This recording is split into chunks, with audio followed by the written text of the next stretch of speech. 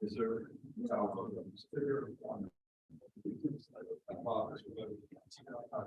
So you're going to have to provide people to share a little bit. I'm going to just read that. So. Okay, yeah. There's like actually like this.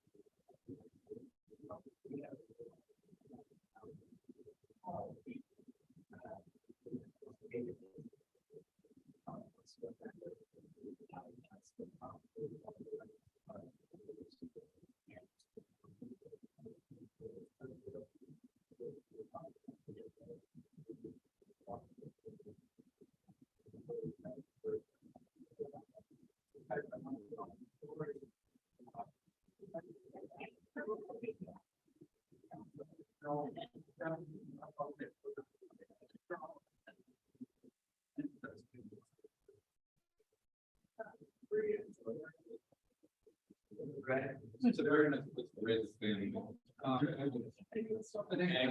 where I lived in my kids and I'd like to go a little more. Yeah. But I've got a basement. So we kind of had this world was perfect. In college, he'd like there's a 5-year MBA program that he would like to do. Yeah.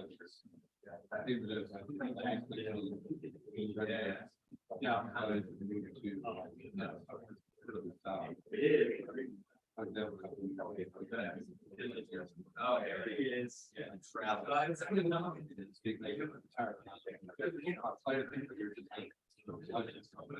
Yeah, slacking and motivated.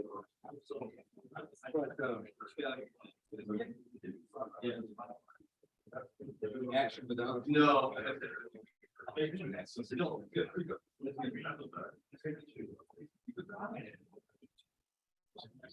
Oh no, thank you very much. I want to introduce you to introduce you to our Navy salesman. He works for Chad. To the Navy security meeting about a year ago, and they got put on the report because they were looking for $5 million. Boy, you got people to talk to right now. It's like, yeah, I know. You got to.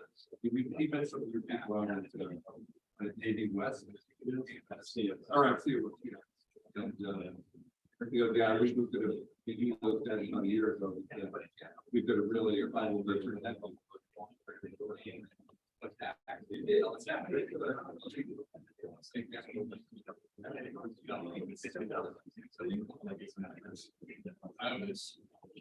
Those two, but I was just gonna Saturday. I was going to have to.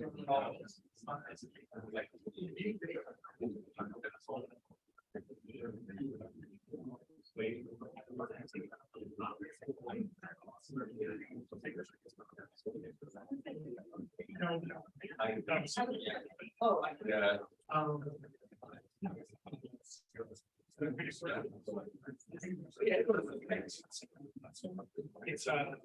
It's the travel.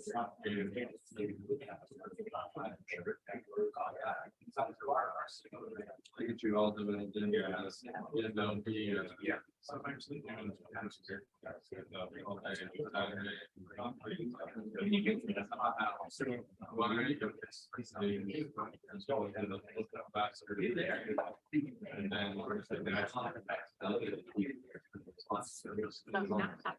You're all not being display on either side of your.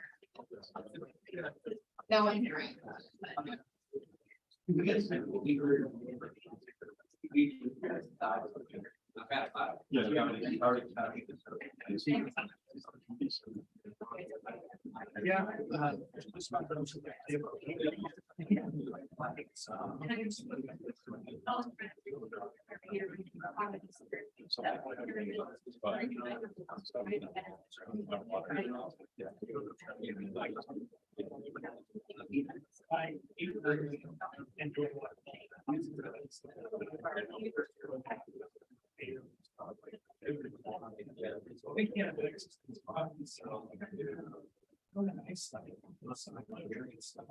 Yeah.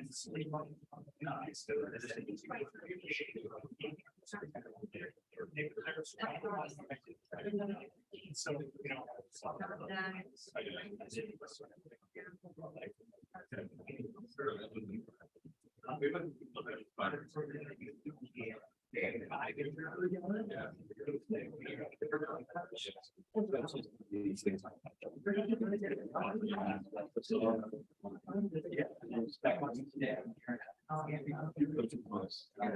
Brother, just especially for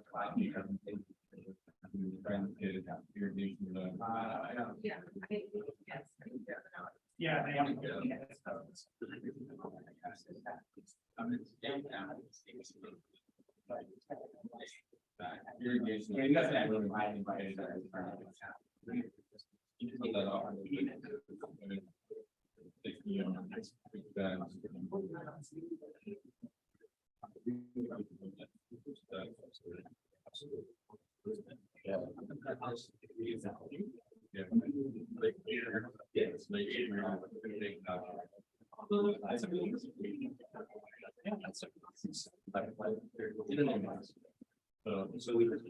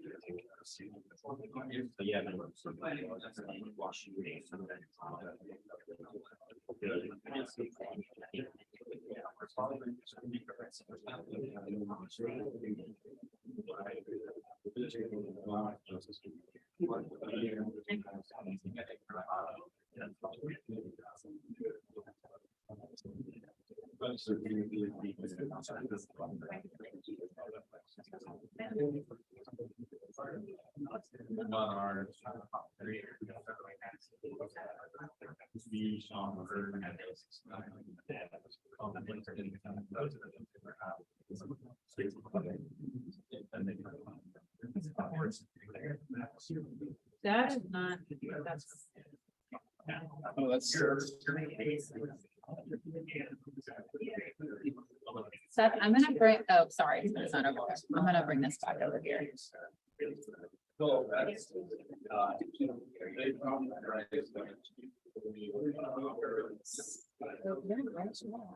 We need to get that out. Okay. This is, and he was starving. Oh, he wants this up there.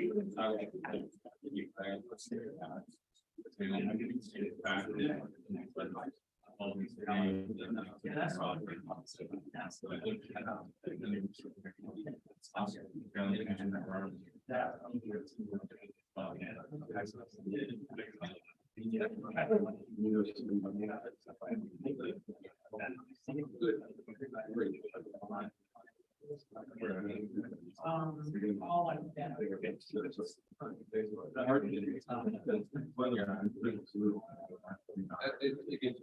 It doesn't get.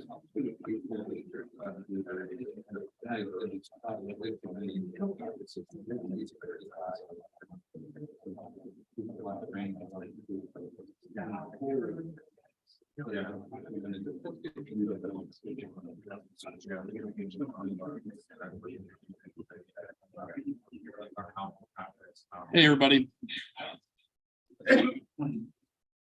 We fire. Yeah, there we go.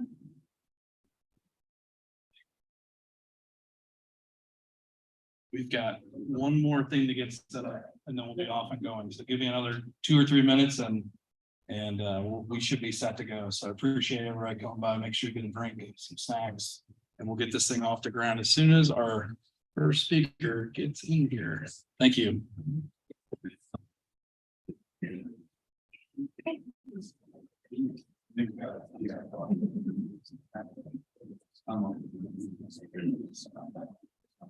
So I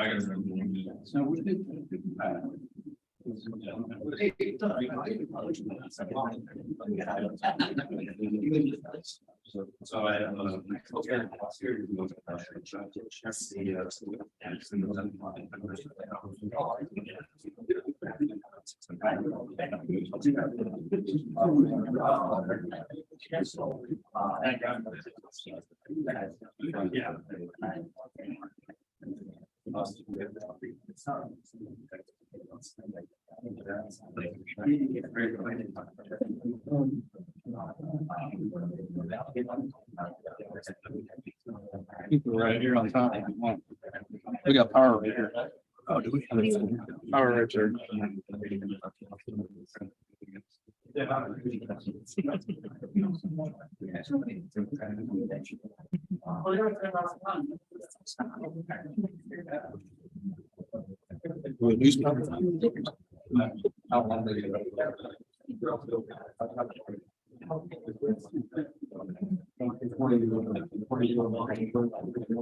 And you need to plug in the HDMI. So that is gonna go through with this. No, I do.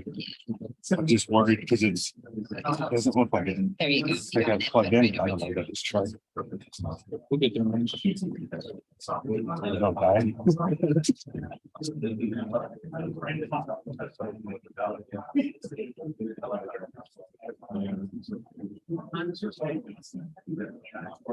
So do you want to? Are you charging? I want to make sure that this power. Yeah.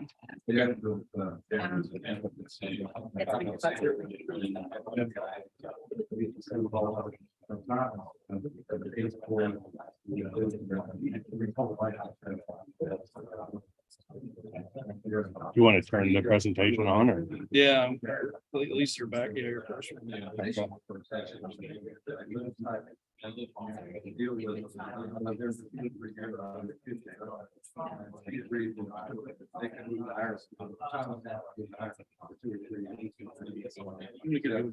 When did you plug in? So I could go.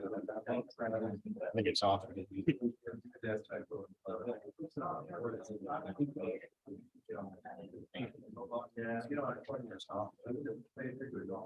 Good. The projector's off unless you wanted it off. She's getting better. Oh.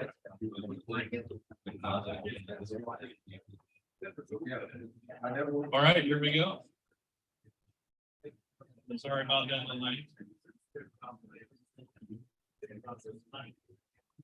First, I want to thank everybody for coming out today.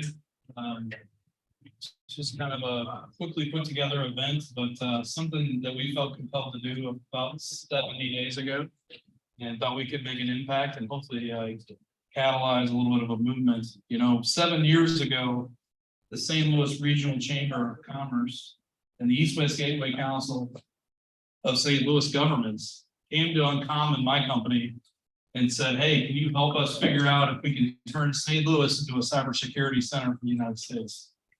And so, as my company's known to do from time to time, we rose to the occasion and took on that challenge and helped develop a strategy for turning St. Louis into a cyber center for the United States. Part of that was investing in workforce development.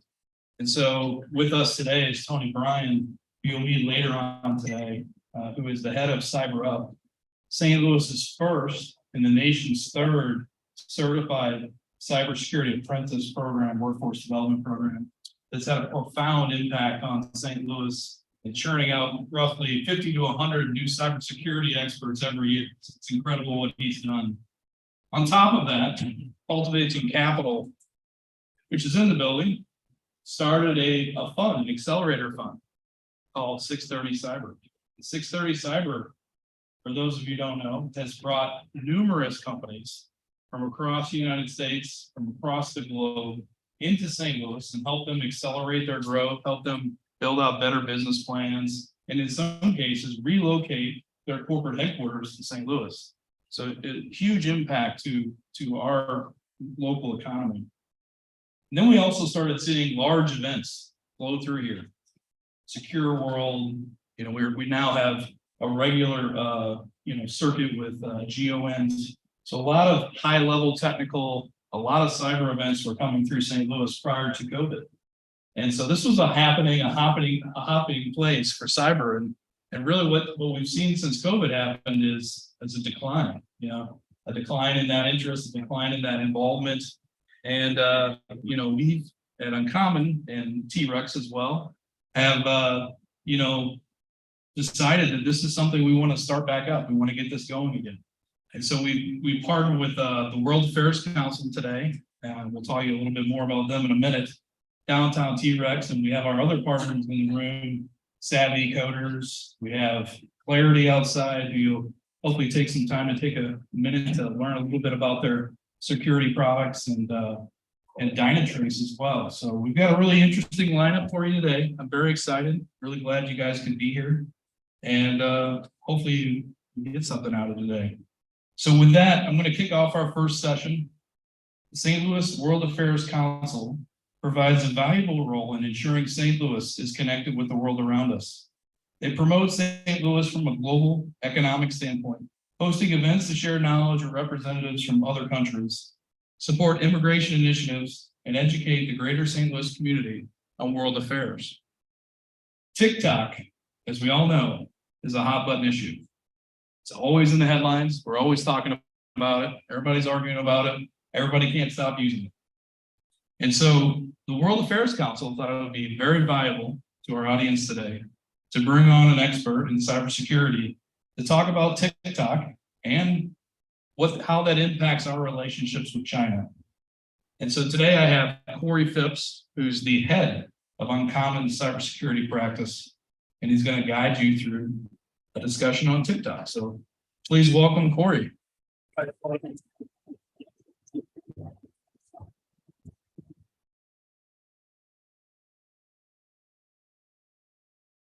Thank you, Nick.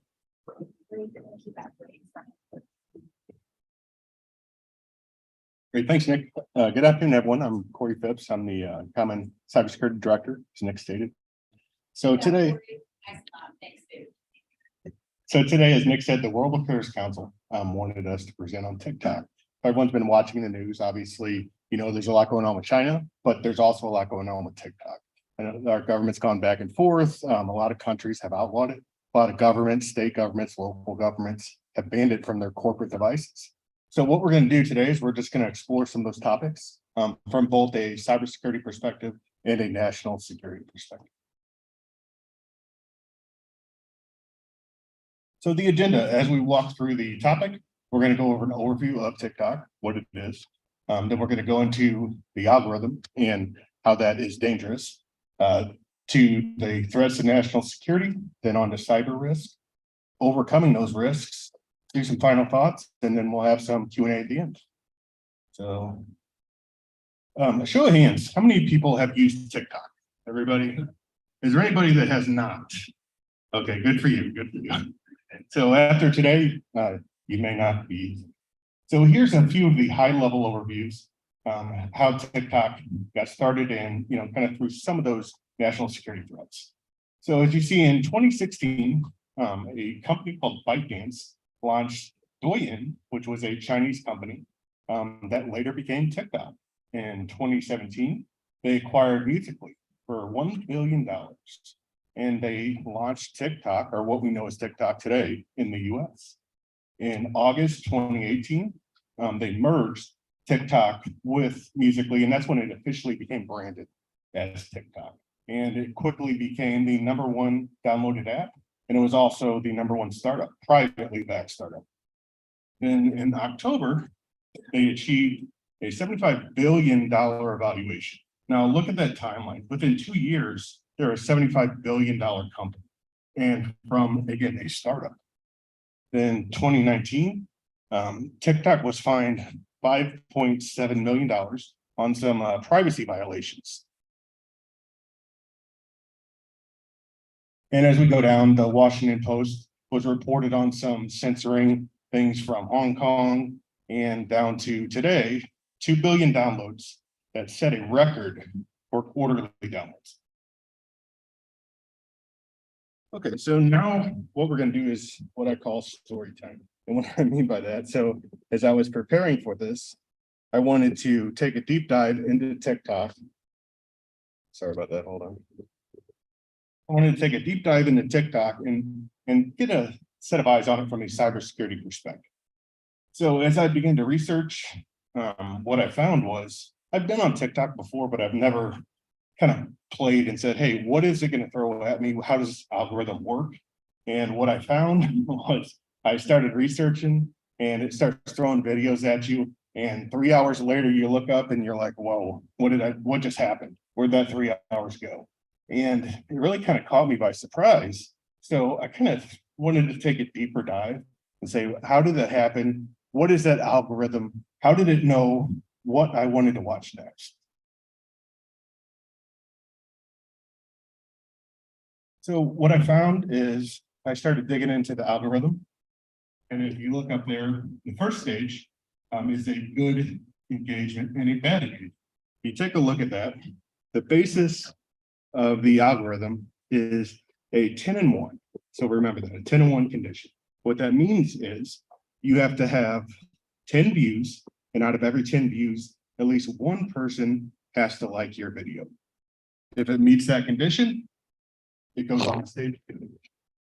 And as it progresses forward, again, the 10 and 1 has to hold, and throw it at a lot of people.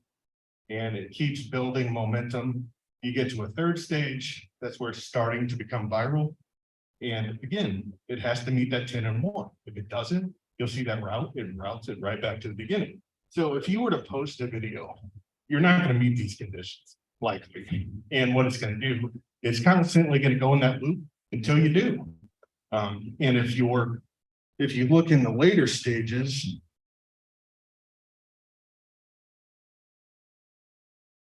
of the algorithm, you look at that phase 3. Again, once you get there, you've got a lot of likes. I mean, you get that 10 to 1 as long as that holds. I mean, you're looking at stage 3, you have at least 10,000 up to 100,000 views, and at least 1,000, but up to 10,000 likes.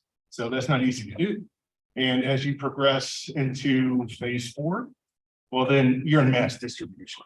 And that's kind of the premier level, right? And as you become an influencer, the major creators, the more likes you get, the more you've had, well, you're starting at that phase 4. So that's kind of the key here is how do they keep sending videos at me that they know I'm going to watch?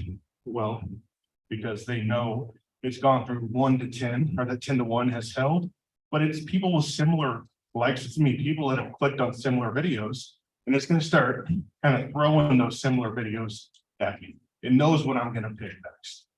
So if we stand back and think, well, how is that really helping? You know, that's kind of dangerous, because what you have is you have a privately owned Chinese company that has this algorithm that's collecting all this data on us, and it's knowing what I'm going to click next, but it's also influencing, because it's going to start throwing what it wants to throw that it knows I may see next.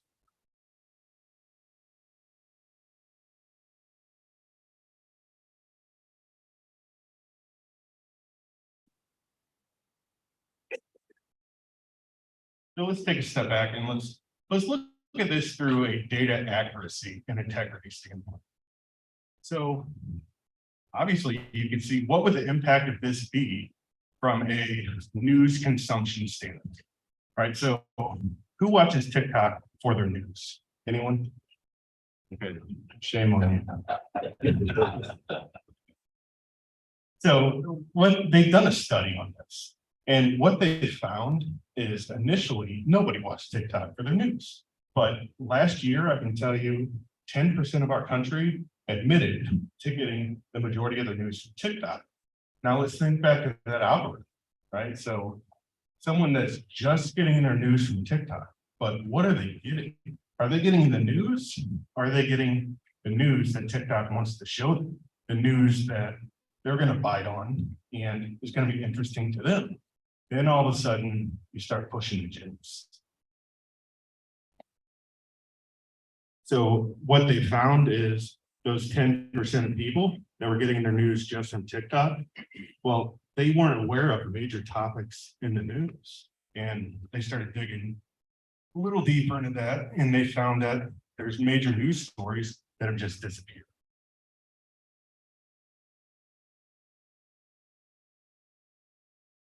So that creates what I call the perfect storm.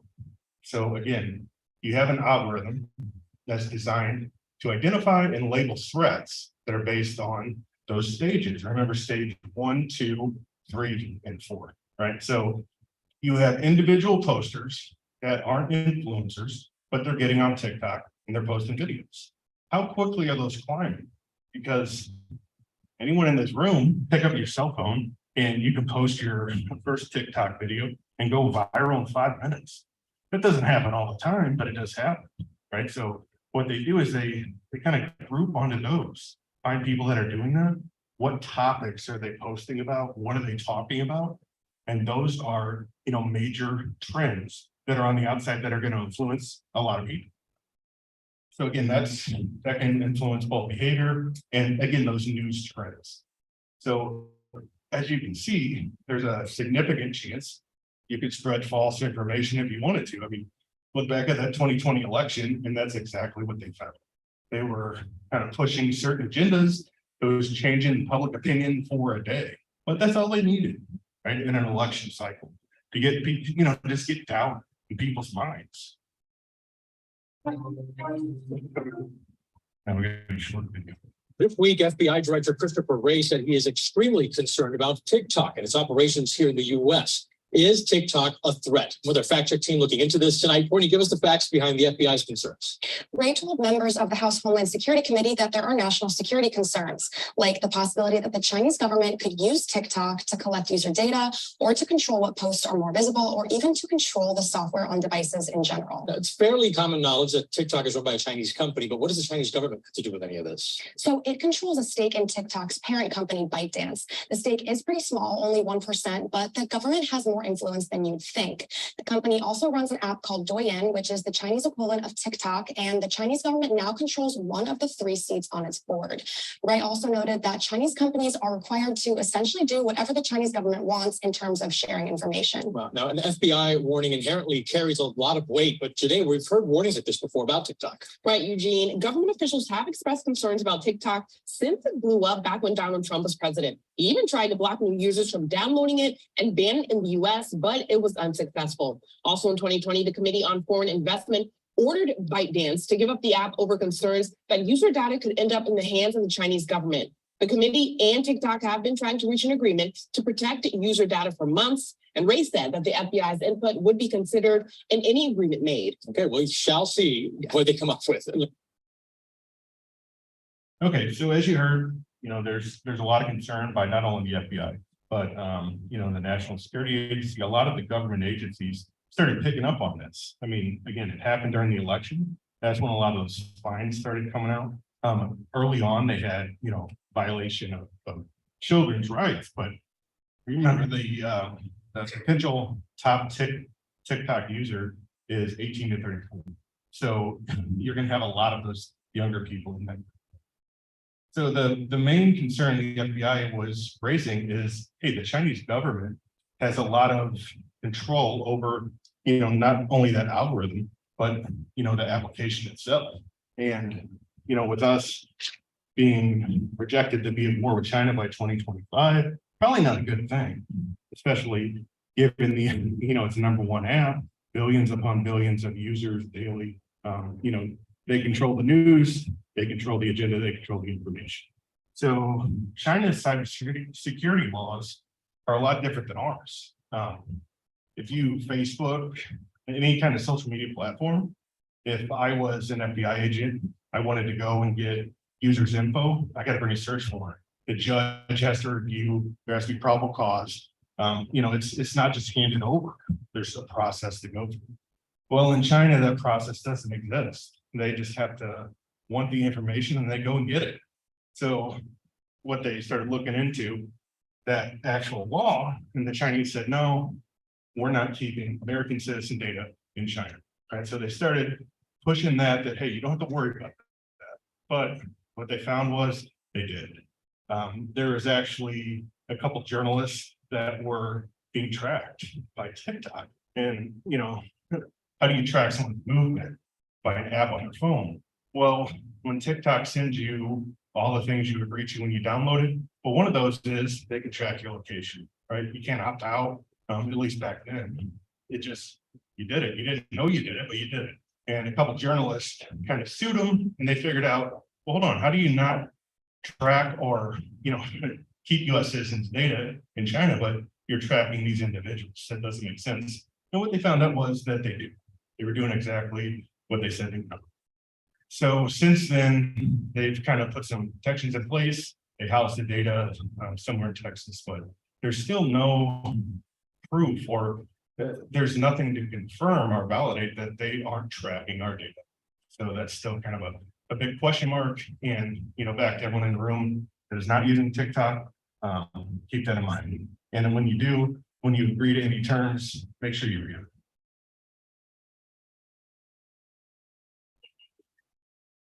So now we're going to get into the cyber risk.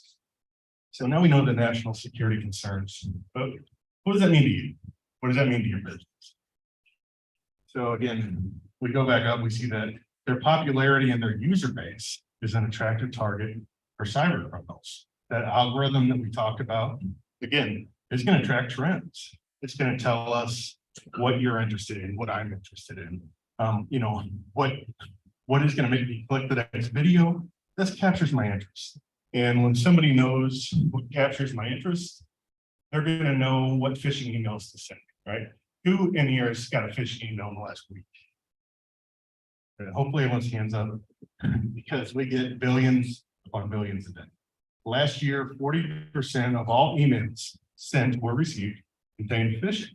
So everyone in here, I guarantee, has had one. They're not all major phishing. Some of them are just, that prince that wants some money because he's got some gold, and that guy. But some of them are serious. So let's look at the numbers. Last year, we saw that the biggest attack surface on breaches was phishing emails. So if you think back 10 years ago, we're looking at things like ransomware, Trojans, spyware, things that were technically overtaking our security controls. Well, cyber criminals are smart. They said, why do we want to spend the time and money doing that when I can social engineer John, get John's username and password, and I can log in as John. And from there, I can escalate up and get where I need to go. It's a lot quicker, it's easier. And using an app like TikTok, I know what John's going to click on. I know what videos he's going to watch. So I can put that in my email to him, get him to click on something, and I'm off to the races. So using this as an example, I think it's very easy to see where that 48% in 2022 came from. And again, 20% of those came from China. So the country of China is responsible for 20%, which may not seem like a big number, but that's out of every single country.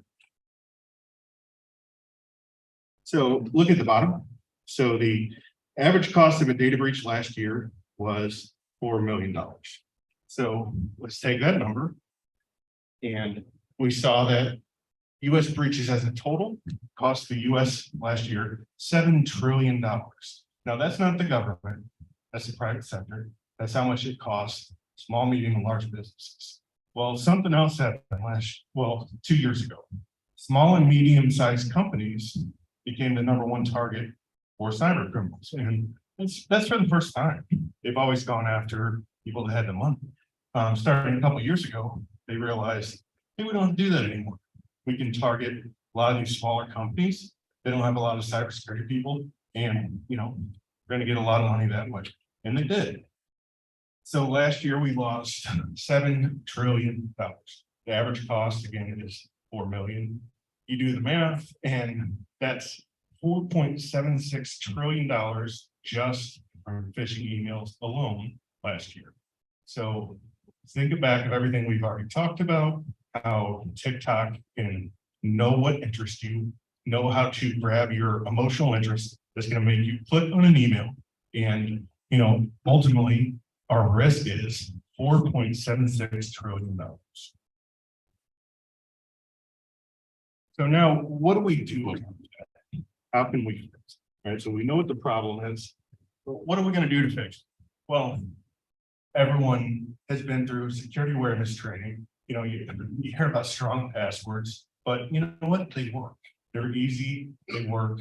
14 characters, sometimes hard to remember. Get a password manager, but it's going to make the difference, because the difference between a 14-character password and an 80-character is one's going to take you 20 minutes to crack if you have a good algorithm or a good piece of technology, but 18 characters might take you 20 years. So keep that in mind. Two-factor authentication, again, one of the easiest ways. Everyone has a cell phone. It's something you have. They can crack those, but honestly, if they're doing that, if they have that technology, we got bigger problems. The biggest one is simply just to be aware of the risks. Everything we're talking about today, keep that in mind. What is the, tracking? Is the tracking turned on? Are you allowing it to track you, your choices, things like that? And with that awareness, share it, tell other people, because that's how these things spread. The most important one is patch. Keep your device software up to date.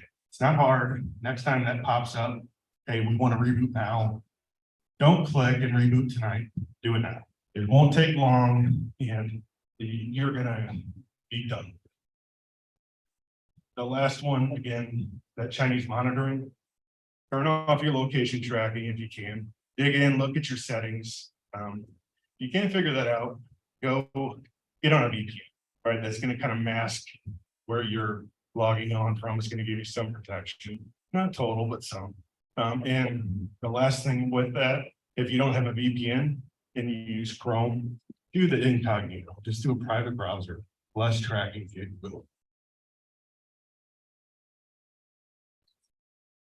So again, to review, the key takeaway, stay informed.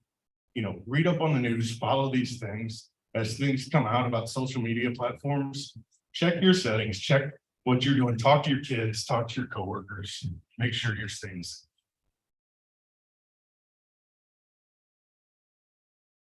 So as consumers, users, and users, we have to take responsibility for our safety, our security. Your cybersecurity teams are going to help. They're going to give you the tools to train, but ultimately, there's a lot more users than there are cybersecurity people in your companies. So just taking a small interest, doing a few things, and just staying vigilant. So we're going to skip forward essence time. Let's do some Q&A. We got some time. Anyone hear anything that kind of sparks something that they've seen recently? Any questions? Yeah. How's it different than any other apps you have in tracking? So great question.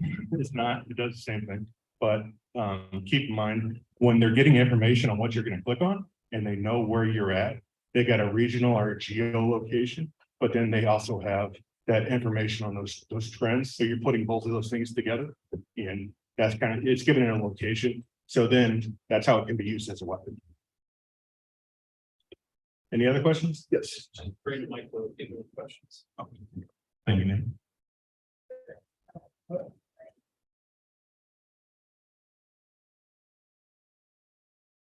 I'll just shout. Yeah. So the data center that Oracle is building for them in Texas, is that security fear, is that really gonna make a difference?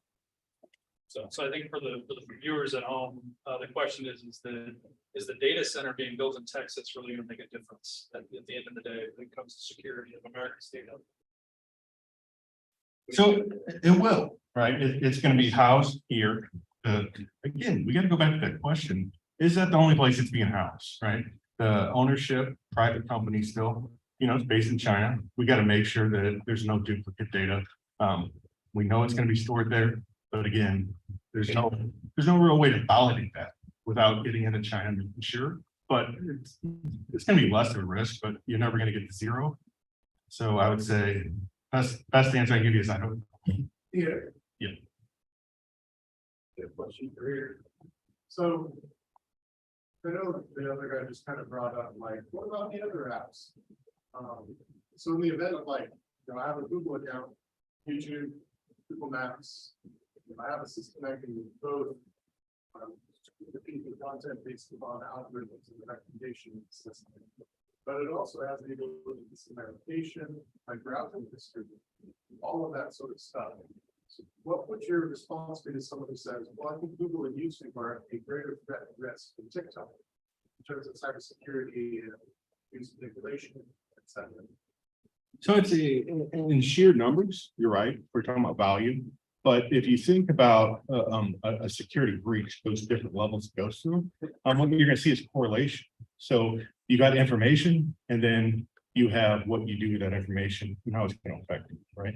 So when you're talking trends, and when they know what you're gonna click on, they have the past, they have the present, but once you get that trend, now you have the future, right? So that is what takes it above in quality, right? So quality of the attack versus quantity. When you're talking those types of predictions, those trends, that future value, and that's what makes it a little more expensive. Yes. I've seen recently in the news, I don't really remember the state, the Western state that's had the law that said basically they're gonna make it illegal to buy and take in the app store. We think that's enforceable. We can kind of see in other states, the US government doesn't actually. Before you answer it, I'll repeat the question. Gotcha. So the question was, there's been talk of making it illegal to purchase the app on TikTok. And do we think that's going to be enforceable and citizens be prosecuted for purchasing TikTok? Did I get that right? Right, I believe find actually Google or an app that they find that it's downloaded in the third state. Gotcha. So if they're imposing fines. Gotcha. So again, that's happened before, right? We've seen that with marijuana, states and the feds are always going back and forth on the laws. So what I can tell you is, I started my career in law enforcement, worked on the FBI Cybercrime Task Force. And I can tell you that laws are going to be pushed, but when it gets to something that's that much of a what if, things seem to change before they get enforced, right? So do I think a private citizen can be prosecuted or fined for downloading that? No. Do I think Google or Apple Store can be fined for allowing you to? Probably. Do I think that that's going to happen more than once or twice? No. If it gets to that point, they're just going to turn. Great question. Anyone else? Okay, thank you so much, and hopefully you learned something. And watch those security settings on TikTok. Thank you.